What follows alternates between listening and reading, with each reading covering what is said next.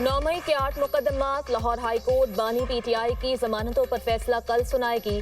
अदालती अमले ने कमरे अदालत में मौजूद PTI कारकुनान और सहाफियों को आगाह कर दिया।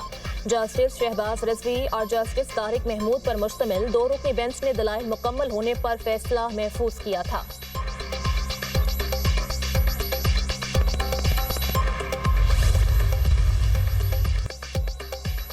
टैक्स कवानीन में बेहतरी ला रहे हैं। सनती पॉलिसी का ऐलान जल्द किया जाएगा।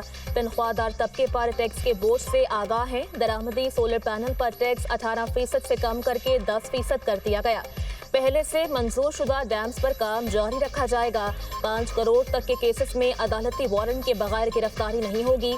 आवाम के इस्तेहसाल की किसी को इजाजत नहीं दी जाएगी। वज़ीर खजाना मोहम्मद औरंगजेब का ऐवान में खिताब।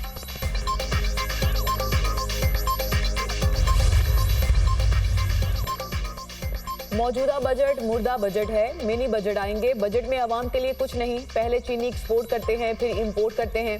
चीनी की कीमत में 50 रुपए किलो इजाफा हुआ।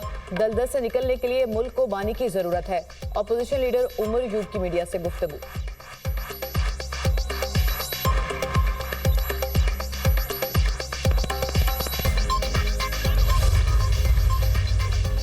OIC की ईरान पर अमरीकी हमलों की मजम्मत और तशवीश का इजहार। इसराइली हमलों को फौरी तौर पर रोकने का मुतालबा। तुर्किया में होने वाले इस्लामी ताउन तंजीम के इजलास का एलामिया जारी। इजलास में इलाकाई सूरत हाल पर वज़रा की सतह पर राबता ग्रुप कायम करने का फैसला। एलामिया के मुताबिक वजारती राबता ग्रुप इलाकाई फरीकैन से राबता कायम करेगा। राबते कशीदगी कम करने और ईरान के खिलाफ जारियत रोकने के लिए होंगे। आलमी बरादरी जारियत रोकने के लिए मौसर इक़दामात करे। आलमी बरादरी इसराइल को उसके जराइम पर जवाबदेह ठहराए।